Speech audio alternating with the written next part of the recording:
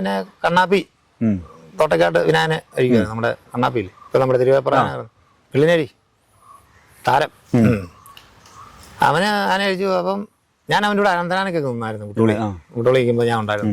അടിപൊളിയാ. നമ്മൾ അവൻ്റെ കൂടെ ഒക്കെ നീങ്ങണം ആനയ്ക്ക് നിൽക്കാൻ. അങ്ങനെയുള്ള ഇവനെയൊക്കെ കാണാൻ കണ്ടു പഠിക്കാൻ ഓരോരുത്തരും.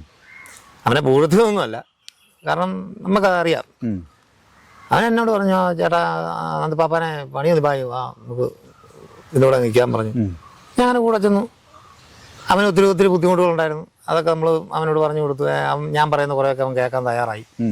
അതുകൊണ്ട് അവൻ ചെയ്യുന്ന ജോലി വൻ വിജയത്തോടെ അവന് ചെയ്യാൻ പറ്റി. ഒരിടയ്ക്ക് വൻ ഹിറ്റായിട്ടുള്ള കൂട്ടിട്ടുണ്ടായിരുന്നോ വെള്ളിനേരി കണ്ണൻ? അതെ, അത് ഞാനും അവൻ്റെ കൂടെ ഞാൻ പറഞ്ഞ അങ്ങനല്ല.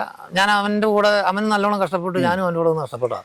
ഞങ്ങൾ വെളുപ്പിന് 2 മണിക്കൊക്കെ എഴുന്നേറ്റ് വെളുപ്പിനേറ്റ് തോട്ടക്കാട് നിന്നൊക്കെ നടന്ന് കിടങ്ങൂര് പോയൊക്കെ പണിയായിരുന്നു. അവന് പണിയായിരുന്നു. അവന് പണിതുകൊണ്ടിരുന്ന മരം എന്ന് പറഞ്ഞു കഴിഞ്ഞാൽ നമ്മുടെ എന്നാ കിടങ്ങൂര് നോബിളിയേട്ടന് ഒറ്റ കഷ്ണമേ ഉള്ളൂ. 200 കുമ്പടി മേളുണ്ട്. മുറിക്കാനൊന്നും പറ്റത്തില്ല. അത് 6:30 ആയതുകൊണ്ട് ആന വലിക്കാതെ എടുക്കാൻ പറ്റത്തില്ല.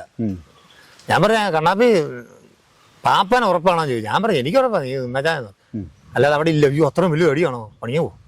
ഒന്നുമില്ല. ആരെ അവിടെ ചെന്നു. വെളുപ്പിന് 6 മണിയായപ്പം ചെന്നു. 6 മണിയായപ്പം ചെന്ന് കുറച്ചിരി നേരം ആന അവിടെ നിർത്തി, ബക്ക കെട്ടി, നേരെ 2 കഷ്ണം എടുത്ത് ഫ്രണ്ടിൽ കോണിച്ചിട്ട് അതിലോട്ട് മറുവൊക്കെ വെച്ച് മറച്ച് കയറ്റിയിട്ട് ഇടവക്ക് വെച്ചിട്ട് നീളം തള്ളി പക്കായിട്ട് പണിക്കും.